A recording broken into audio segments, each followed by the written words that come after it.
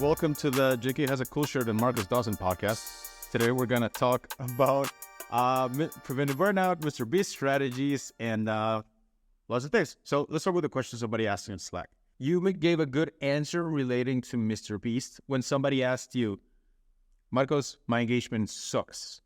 My tweets get no likes. What do I do? Marcos, what does someone do? So the first thing I look at when somebody has an engagement problem is, what are you saying that is different than everybody else in your niche and your industry? Like, what is your unique perspective on it? What is the personality coming behind? What is your message? What is your actual mission, right? If you go to for you, like tactically. So there's a lot of ghostwriters, right? How are you different? What do you do? Right. So like for me, and this is kind of how I pretty much got my first jump of success in the ghostwriting industry is, everybody in my niche talks about writing and to disappear for 6 months and become unrecognizable, monk mode, all sorts of stuff, like move to Latin America. Like, this is like the common theme that you see in like ghostwriting, and then they come out with an info product and all this stuff. Everybody's talking about writing in their content, so I was like, why is nobody talking about monetizing when everybody's talking about growth and writing and copywriting and all this stuff? I'm like, why is nobody talking about making money? So I just differentiated myself by essentially taking all the principles that I learned from the writing and the growth and just talking about making money with it, which crazy, but nobody was doing it yet, right? So that's how I differentiate myself. And I think a big way you differentiated yourself is like saying cash. Yeah, it's the same thing. I didn't like the fluff. I didn't like it. It just felt uncomfortable. Every time I had the Molina letters. They were, and you can access them for free on the website, but they were for 18 months straight. I wrote, I want to say maybe like 15 tweets, every tweet. Every 15 tweet analysis, what I mean. Every tweet analysis had like 3 exercises, and I gave you other ideas. You could easily create 1 month's worth of content with just that letter, the PDF, and I did it for 18 months straight. And every time I did it, it felt like wrong because I knew I wasn't making money. And I don't know, I just didn't like it. And sometimes, like, I think it's just as easy as doing what nobody else is doing. I want to relate it to fitness because we had a coaches call the other day, which I thought was really interesting. The guys that were having the most success on fitness, this is cool. So they weren't niching down on a who, they were niching down on a what. So fitness coaches were going to niche down on and this applies to any niche, but they could niche out on by category, by how much money they make, what industry they're in. Whereas what these guys that were really winning, they categorized by like the fitness aspect of it. More like, this guy fixes knees, whatever, echelon of cash you're making. How do you say this in a non-shitty way? Social cast, whatever. Anyway, however much you make, you can relate to that. Or the other guy was just helping people about running because apparently there's like this huge cult about running. Your product. Oh, yeah. Yeah. No, I left the cult. I was in it for like 3 months. Oh, okay. Well, you can't, it's too hot to run where you are right now. Like, it would make sense in New York or whatever. Yeah. Exactly. But like the people who were really winning, they weren't niching that on a who, but on a what, on a problem, not a person. And to me, that was really interesting. That was kind of a pattern I recognized. Yeah, I do think that's true. I think, and something I say in my mission statement or in a lot of sales calls is, I think everybody's looking for their people and they want to feel heard. And I think a lot of reasons people resonate with likes and cash is because they literally get likes, but they don't get cash. And they're like, you're right, likes ain't cash, right? So that's kind of how it works with the knee guy, right? It's like, everybody's like, I see there's so many fitness coaches, but where's the fitness coach that helps people with bad knees? They feel heard. They're like, wow, finally, it's like you're the second coming. You're Jesus Christ of knees. Yeah, it's like you're not everything. You're not something to everyone. You're everything to someone. I like that. Boom. Yeah, it's a good short form. Yeah. I got it from Jack Butcher. A lot of these things I always I think about how many times a day do you use tweets in a normal conversation? To me, it's like at least 3.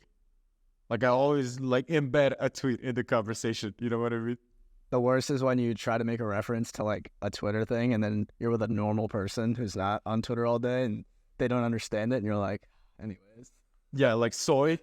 It's like, oh, that's so soy. What do you mean? That's like they just didn't get like, oh, that's so based. Yeah. Well, like before that was a thing, It's like, yeah. Which, by the way, Twitter trends are like way ahead of its time. Like people are catching up. Like Agitate was on Twitter fucking 5 years ago, right? Yeah. And he was like huge on Twitter. People loved him. Off Wooden, that was his ad. I remember that still. Yeah. But yeah, let's go on the next one. So, another one. So they told you my auto DMs were not hitting. I didn't know what to do. You gave a good example on Mr. Beast that I want to elaborate on. So you start and then I'll chip in. Yeah. So someone asked, essentially it's a content question, but specifically they're doing a giveaway on Twitter and it wasn't hitting like it used to. And then they wanted to blame the algorithm. And my favorite quote from Mr. Beast that's recent is just anytime you say the word algorithm, just replace it with the word audience, because it's not about what the algorithm likes, it's what people like. And if people no longer like something that's working, you need to move on and get something else that's working and then stick to that until it stops working and then so on. And you just kind of do that infinitely. And I love that. I love that. Algorithm, my audience is sick. Yeah. You just like a strike through. And, Mr. Beast is the GOAT at this. I mean, I remember, man, I'm so glad we had 2 takes on this because now I can do much better. But I remember watching Mr. Beast when he would say, "It's every day, bro," which is like Jake Paul's song. He would just say, watch it over and over for like 10 hours. Then he would just say the word like Logan Paul, nonstop Logan Paul for 100 hours straight or something. He did that and he rode that wave. That's what got him his initial fame. And he would do the stupid challenges where you probably don't even know this. He cut a plastic table, like a fold out table with a plastic knife. It took him like hundreds of classic knives because the knives kept dulling and they cut through a whole table in half. So he started like that.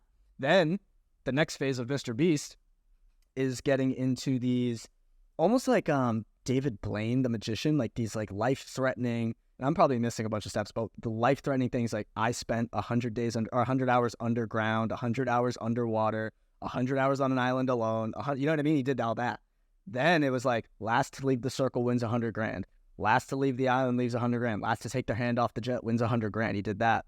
And then this new phase is like a $1 hotel room versus a $1 million yacht, or a $1 million hotel room, a $1 yacht versus a $1 million yacht. And he kind of goes through all these money phases. So you see how he does them in packages. He finds a new trend. He's like, that hit, I'm going to do that again. And he'll just do it again and he'll dry it out and then he'll move on to the next one. That's how he's always a step ahead of everyone. But he's never like, oh, my cutting tables in half stopped working, the algorithm. You know what I mean? It's what people want. People get bored of your shit. But he rides it until people are bored, right? He kind of he wrings it out first. So same thing with content, like wring it out and then jump to the next things. And this is how you stay ahead of your competition, because by the time somebody copies you, you've already moved on to the next thing. Yes. People can copy the tree, but they can't copy the roots. And if you're always looking for new things, you will find those kind of things. I like to expand even more on what you just said because I love that. And it's also that Mr. Beast did it by trends, but he also did it by levels. And I recorded a Loom video, which, by the way, my most popular Loom video to date was named, "This is the last video I will ever make for small accounts." That's what I call it. And I ended with, "Please do not ask me this question again. Thank you." No call to action. I was just like tired of it. But the question was, how do you grow an account, right? So this is the only and last time I'm going to answer this. But to me, it's you grow an account with value. But before you hop off this podcast and you're like, are you really telling me to bring value to the table? Let me elaborate on this. So value, let's go to the definition of it by Jack Butcher. I love this. And I love Jack's stuff. He's like my favorite guy. But he says this value comes in 3 levels. It's first, you do what people don't do, like mow lawns. Then you do what people can't do, like you do what other people won't do, like are not willing to do. You're not willing to like organize somebody that'll mow your lawn and also clean your stuff and make it look pretty. So you do what people won't do. And the third level is you do what people can't do, which is start like a lawn company, like a lawnmower company. That's even like landscaping, like yeah. Go to the next level, exactly. Designer hedges, yeah. So in content, I feel like you start with what people don't do, then you do what people won't do, and at the end you graduate to what people can't do. So I'll give you an example. What do most people not do? They can, but they just don't. Tweet advice. Everybody can listen to advice on YouTube and tweet about it. That's like the lower level. But I was going over what some editors on YouTube, because there's a lot of editors nowadays. It's like this trend people are writing. The ones that got like immediate jobs, the ones that were like everybody was like, yeah, this guy's the guy. They didn't just give advice and say, hey, I can do your videos. They actually took the risk, did the video, edited it, and then gave it to them. Like they took a week worth of work, and if they didn't respond, well, 1 week's worth of work wasn't going to work. And you could argue they would learn the skills and whatever, but anyway, it was a big risk they incurred. Most people were not willing to do that. So that's why they got the job and others not. That's why they were more valuable and others not, because they put the work up front. They did what people were not willing to do. And because they did those two things, those two levels, then they could do what people cannot do, which is work with the big dogs. So Mr. Beast relating it to, like bringing it full circle. First, he did what people don't do. Like, can you say Logan Paul 100,000 times? Yes. Fuck that. You know, it's not going to happen, right? So he did it. Other people didn't. Now, what were you not willing to do? I'm not spending fucking 100 hours in the desert. You know, I'm not going to spend 100 hours buried. Not going to happen, right? Yeah. And then he did what people can't do, which is give away $500,000 in cash. So to answer the question, how do you grow? You start from the bottom, what people don't do, and then you go up to the top. Me, I was a ghostwriter, and I can argue I'm having a podcast with another ghostwriter, and I say, do not hire ghostwriters. But anyway, back to the example. Yeah, because you're different and you're good, right? You're actually competent. But anyway, I tweeted. Here's something that some people don't know. I tweeted 20,000 times before I got my first ghostwriter client. 20,000. I put 20K reps. I had 14,000 followers when I got my first client. So what does that tell you, like, when it comes to service? First, I did what people don't do. Can you tweet 20,000 times? Yeah. But, like, it's 20,000 times, right? Then I did what people were not willing to do, like people won't do. I was willing to learn the platform. I was willing to schedule the tweets. I was learning the thing. People were not willing to do that. And then I did what people couldn't do, which is I got to 14,000 followers, and if my client didn't get good tweets, I would just retweet the shit out of him until, you know, he got results, right? He couldn't do that, but I could, right? So you work your way up. And I think that's what Mr. Beast did. That's what you did. That's what I did. And when I saw that pattern by Jack Butcher, it really made sense. That's funny. I had 20,000 tweets before I got my first client. I also had Twitter. You shitting me, really? Oh yeah, I had Twitter since 2011. So I've been like, this has been like my favorite app for basically 11 years before I actually used it for business. So I kind of already so long. I always just used it for memes. Like, I used it for sports and jokes. So that's why I understand like the meme game and stuff, you know?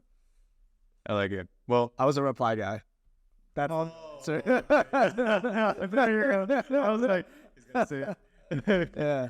All right, let's keep going. So, let's go over Quinn's tweet. You sent me Quinn's tweet, and Quinn is my editor, somebody I really respect, and I still tell him, bro, we need to get you on the podcast. So, Quinn, come to the podcast, okay?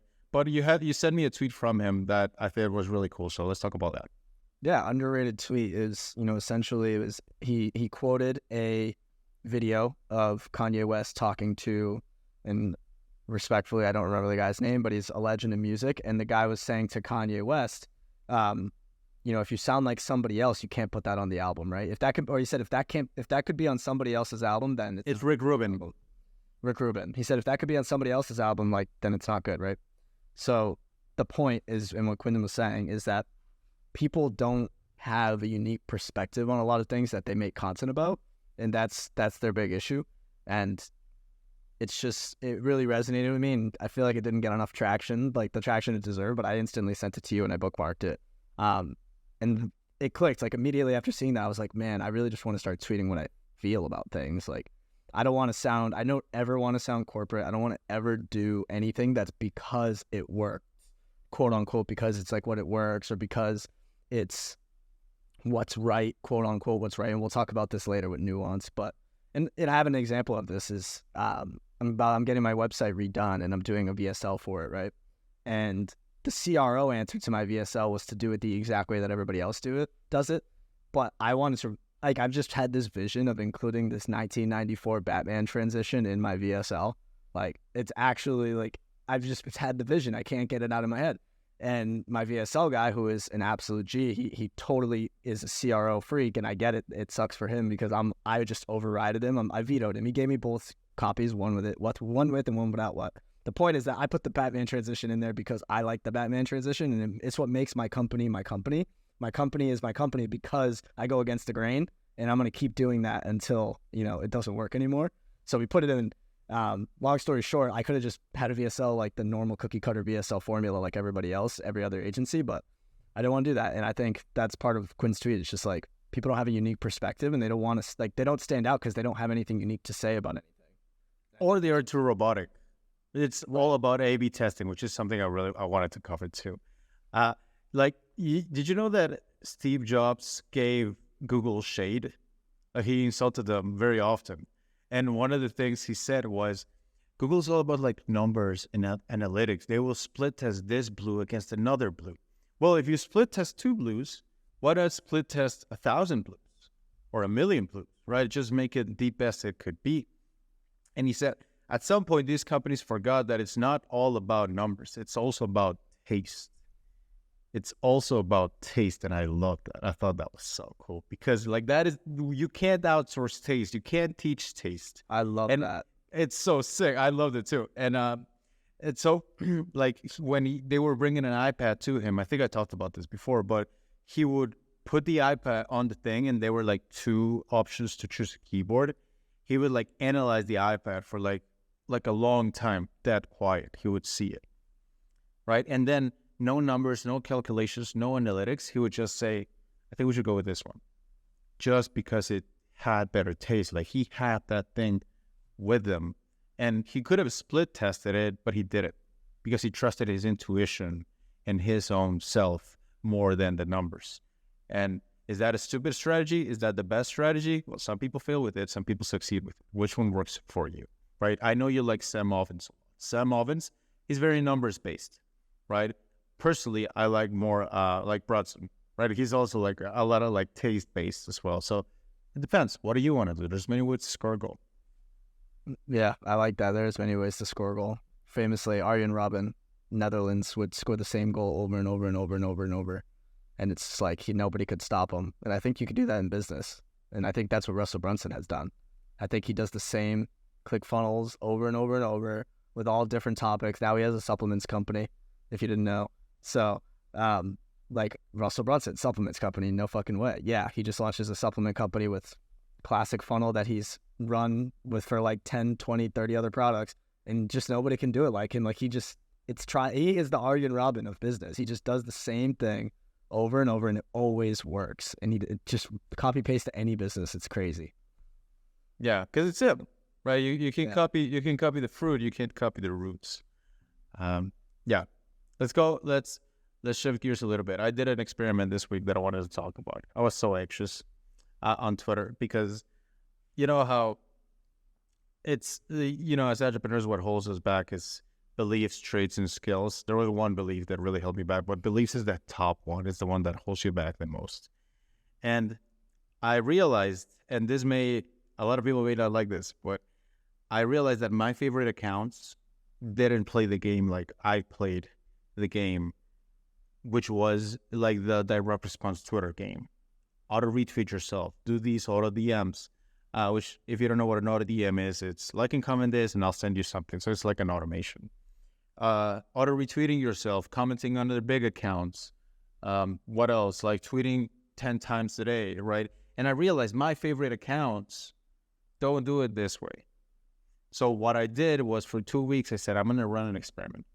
I'm going to do what they do and stop playing the direct response Twitter game, meaning no auto retweets, no scheduling, no weekly threads, no auto DMs, no giveaways, no threads, just like what I was building. Because I don't like how the interactions tend to be in that side of Twitter. If you look at what our interactions are, our side of Twitter, like the response, it's like, did you see how much engagement he got? Did you see how much money he made? The other side of Twitter interactions are Did you see what he shared? It was interesting. Did you see that article? I liked it. And I thought, like, why am I not playing that game? Why didn't I try it? So for 2 weeks, I stopped retweeting myself. I stopped doing the threads. I stopped giving the giveaways. And I'm here to like come back with the results because I stopped doing the advice that I did for the longest time. So here are the results. Lead flow's up. Sales are up. Engagement's up. And my own co-founder was like, JK, your content is way better. Because if I don't have anything cool to say, I didn't force it. Like, if I could just tweet one long tweet every week, but it's like really, really good and concise, I'm going to do that still. Naval has a quote, you will be remembered by your best work and followed by your average.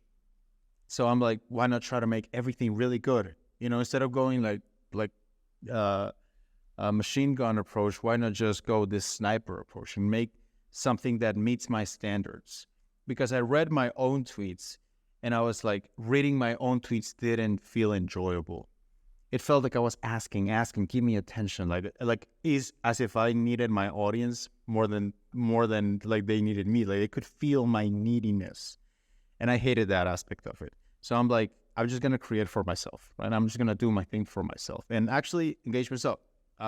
Maybe I can pull it off because I'm a bigger account, but just wanted to report to you guys that if you feel that uncomfortable feeling of, I'm pushing too much, I don't like the strategies, I don't like what's doing to my name, you can stop playing that game and you will be fine because people actually like that more.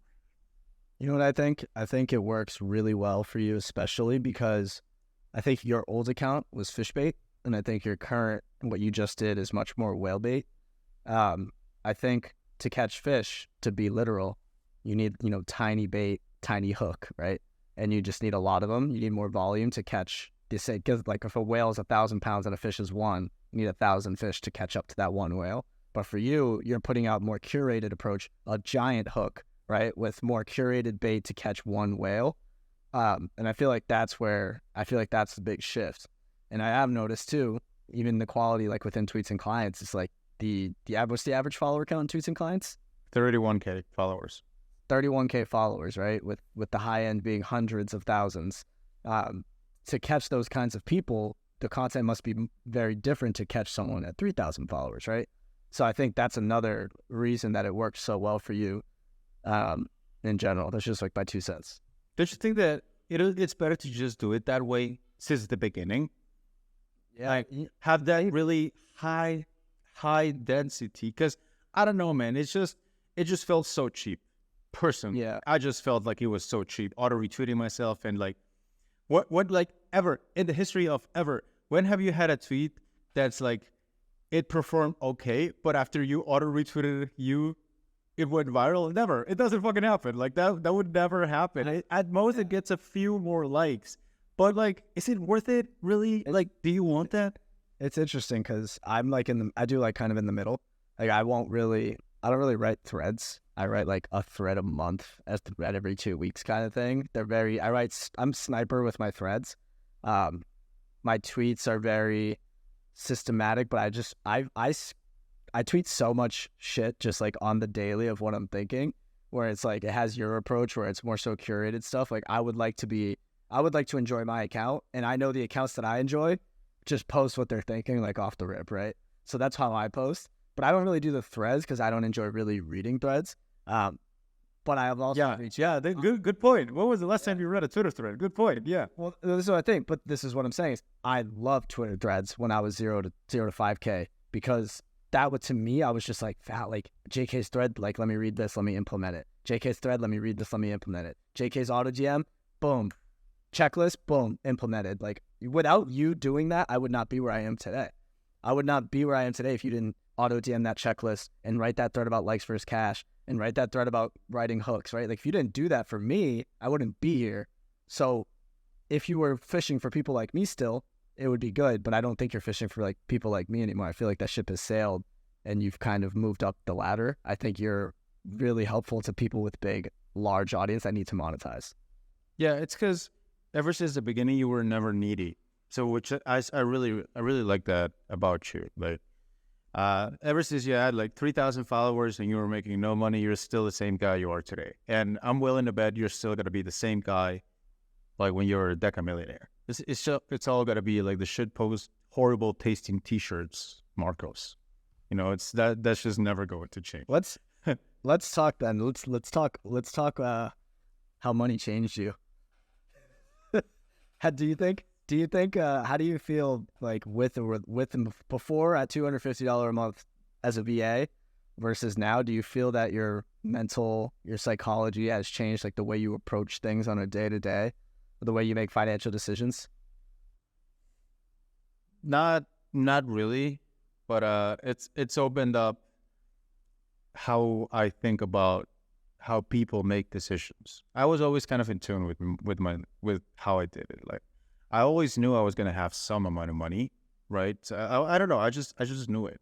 But ever since I started, I didn't have any problems taking risks. Like I was making $250 a month, right? And I was still, you know what, to my parents, I'm like, you know what, guys, I'm going to pay for my gas, right? Don't worry about it. And if it's like, people are like worrying about like the, what do you call it when you give money to someone, but you give them more than what it was and they give you money back? The change. Yeah. So like if people were messing about the change at the restaurant, I'm like, you know what, guys, right? It's like, I got it. Or the over fare split, I'm like, guys, We're so similar.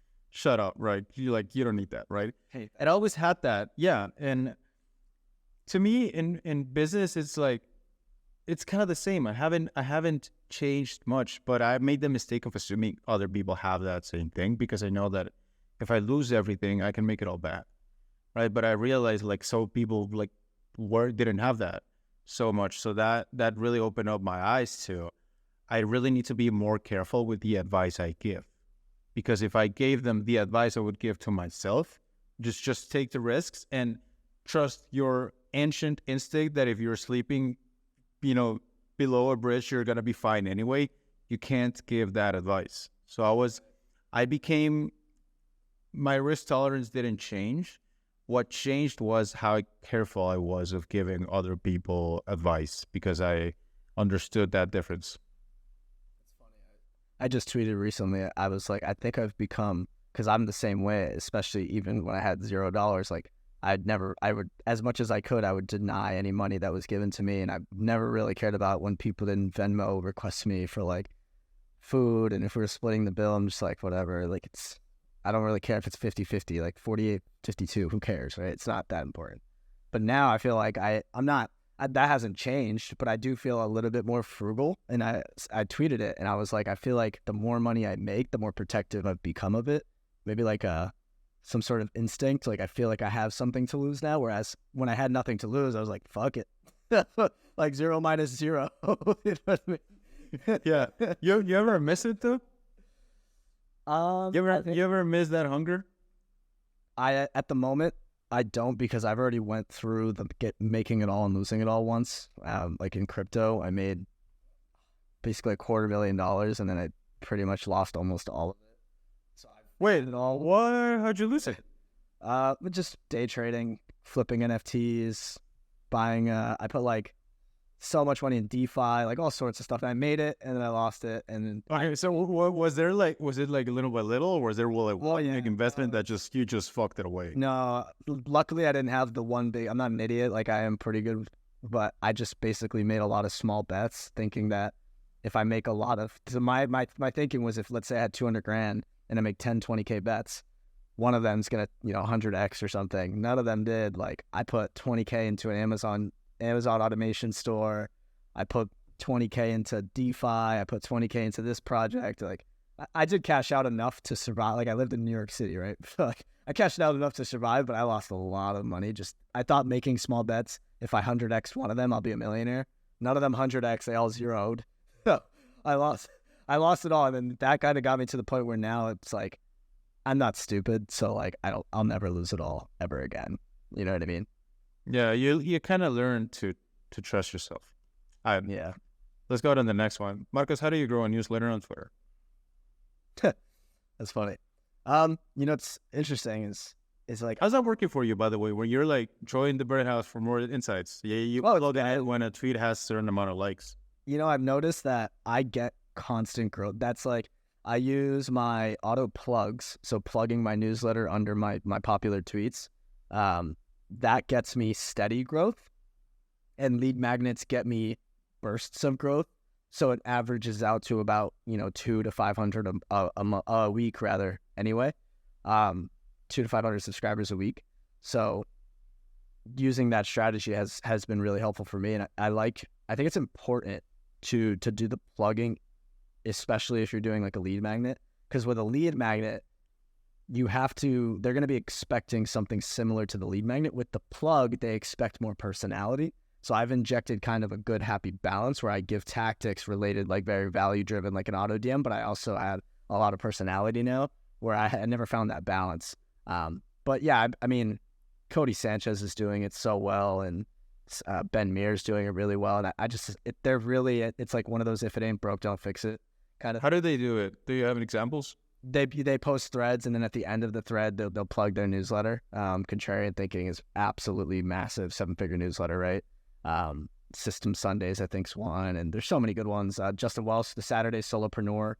I think the Contrarian Thinking one's like 300K people. It's massive. Oh, it's insane. It's that's like a vision I've had for the Birdhouse. Like, and as we both listen to My First Millions, right? Two guys who have just crushed the newsletter game. It's like, I think the Twitter newsletter growth is still one of the most underrated things that you can take advantage of right now. It's one of the easiest ways to get free growth. Do you recommend, because I've seen both approaches, people like Caitlin, and I'm sorry if I butchered your name, Bourgeois, sorry, and like Justin Welsh, they just say, hey, join for more tips on this. Whereas people like Grammar Hippie, for example, they give out a lead magnet, or like Tesh Dosa, he gives a lead magnet. Yeah. And personally, I have seen that people will join more for the more tips on this than the lead magnet itself. That's what I have found. But what have you? You know what it is? I think it goes back to what you said about spending time with the audience. So if they just get your lead magnet and they never consume any more of your content, then they're just there for the value. But if they get a lead magnet and they also spend a bunch of time with you, they're going to open those emails.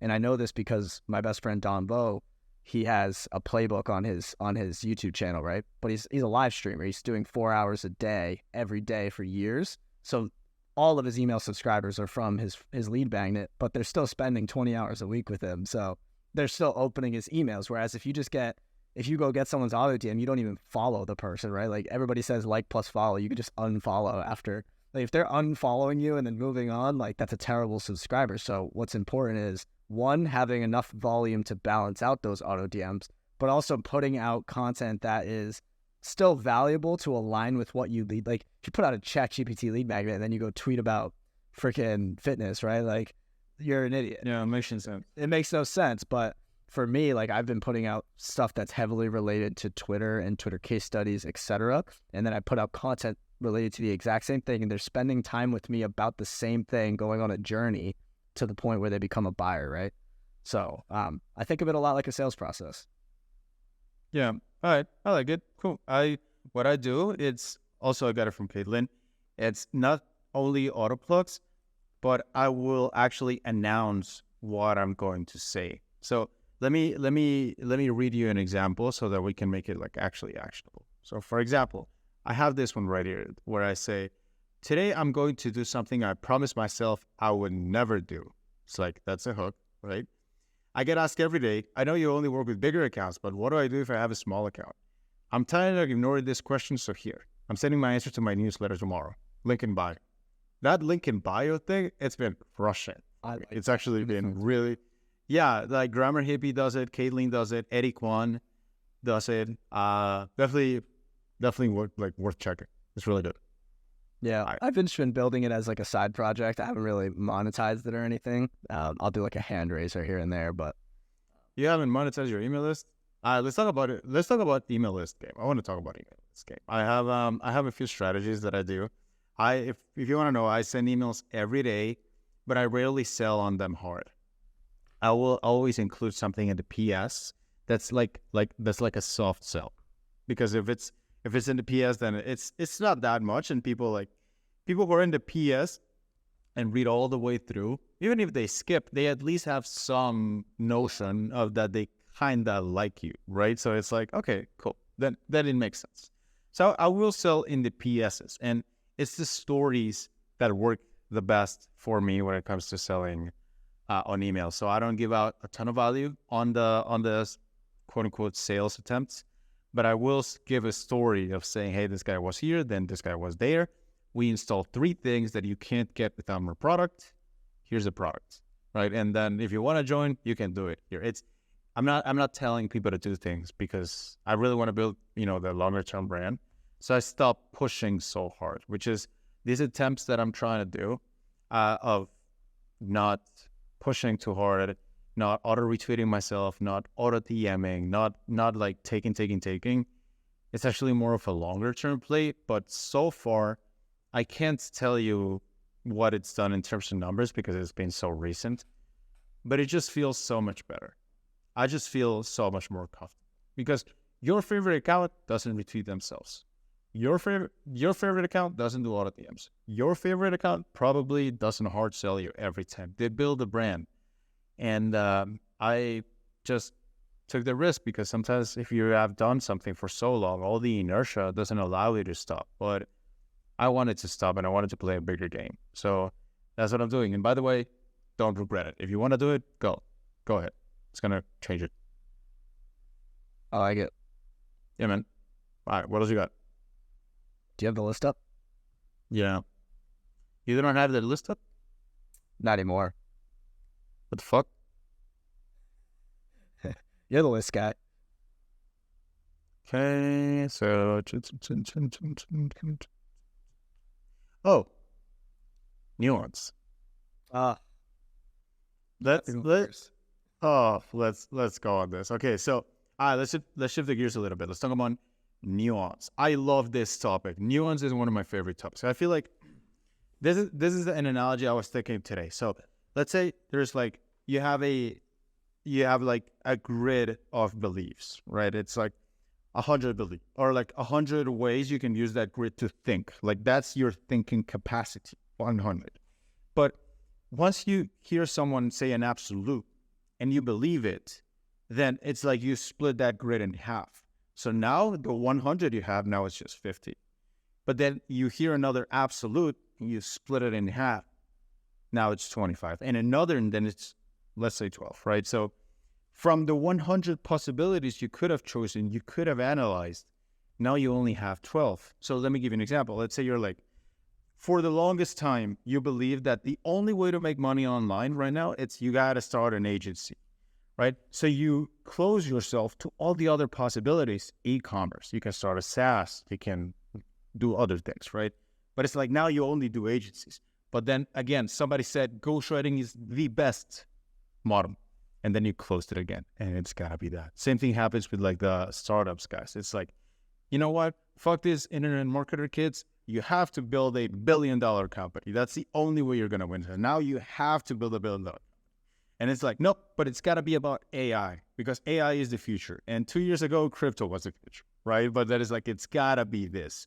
And to me, this is why I don't like listening to very persuasive people or people who speak in absolutes. To me, like that's a very big red flag because like I know that even if their advice is right and totally works, I know they're kind of limiting my capacity to think, and I really don't enjoy this. Like this advice I'm giving right now or this experiment I made, it came because I went out of my sphere of direct response Twitter and I listened to more to like Sardo, more like newsletter Twitter or like other sources. So this is why I'm like, if you have these gurus that speak a lot of absolutes, this is the way it works. This is how it is. This makes complete sense and you can't do anything else. To me, it's a huge red flag and you should really be careful as in, am I getting better at this thing or am I narrowing my options of what's possible? That's the biggest problem with, in my opinion, like the way to grow right now, like the way that it's more so the popular way of the past 2 years has been speaking in absolutes. And this might be in general, but I've noticed it specifically with all this red pill stuff. Like it's just everybody speaking in absolutes, and that's why they're getting popular, because people feel like they resonate with one side or the other, and it's just more divisiveness. And it's super ironic because you'll see like these people will say, I'm gonna say it, Andrew Tate, right? Like he'll say the government wants to divide you and the government wants to put you up against each other, and then he'll go and say absolutes, like just absolutes about his side, and then it's just you're just making it divisive on the other side. It's just you're still on one side, right? And this is why, like you said, I'm the same way. I like to listen to people who can, one, ask why, and two, just provide nuance to everything. Because in the answer, and this is a quote, I don't know if it's a quote, but I say it all the time, is the answer is almost always somewhere in the middle for almost everything. And the reason I say almost is because, again, Yeah, so we don't contradict ourselves. yeah, it's like the answer is just almost always in the middle. Like when someone tells you this is the best way to do it, they're probably wrong. The right thing to say is this is the best way that I've found that it works for me, right? In my experience, and Alex Hormozi does this really well. He says, in my experience, this has worked really well, and it might work for you too. But you see how he speaks in nuances? This is why I resonate with him so much. He says things with nuance. He's like, this is how I want to live my life. This is how I do things. This is what's worked for me. I'm just letting you guys know so you could try it, right? He's not like, this is the best way. You must do calves first. You must only wear shorts that work in the gym and at dinner and everything. You know what I mean? He doesn't say that. He's not like, you must wake up at 4 naturally and drink coffee. He doesn't say that. He says that's what works for me. And that's why I resonate with him. And then I resonate with like Sam Ovens, for example, because he always just asks like, but why? Like when someone says something, he just like listens. He'll listen and be like, but why? Right? Like, What's an example? I wish I had a good example. And I'll come back with one. We'll bring this back up for the next episode. Kids are really good at that. They make you see like where you have thought holes. Like you will do something and you're like, why? Yeah. I'm like, oh, it's because it's important to make money. They're like, why? Did you have enough? It's like, yeah, but more. But why do you want more? And then they just fuck you. It's like, I don't know what to say now. Right. Yeah. No. It's like a slight example, but for example, like in the school community that Sam Ovens has, someone said that they wanted this feature, and he didn't give like a ton of context, and then Sam just replies, "Why?" ?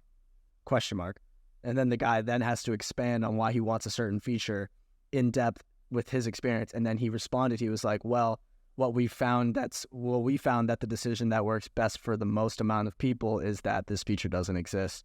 Blah blah blah. It's actually like this whole school drama, right? But he essentially just asked why, listened, and then he said the best is whatever works for more than 50% of the people is the answer that we're going to go with, right? So yeah, that guy is so mathematical. Like he's so cold.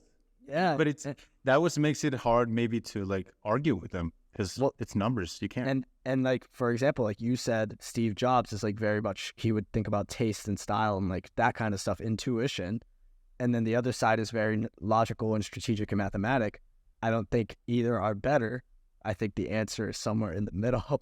You know what I mean? I think every situation is different. So I think it's important to know when to apply each in different situations. Like obviously, so but like by checking the people you take advice from, that's like so big. Okay, this is huge. So I've listened to some billionaires' advice, and it's like I'm not a billionaire, but like the logic would be if a billionaire says it, pay attention, right? But like, bro, have you noticed a lot of the billionaires kind of look like lizards, like they look like reptiles, like legit outwardly. I'm like, I don't want that. Like you gotta vibe check that advice. Yeah, some jack guys are like, they're jacked, they have a better body than me. But you look at them and the way they speak is just like they're always so defensive. Like, I don't know if I want that. So like vibe checking people, are they like actually giving you things that like you resonate with? And if not, then no. Like sometimes when I give advice, I listen to my own thing and it's like I was in a needy place when I said that.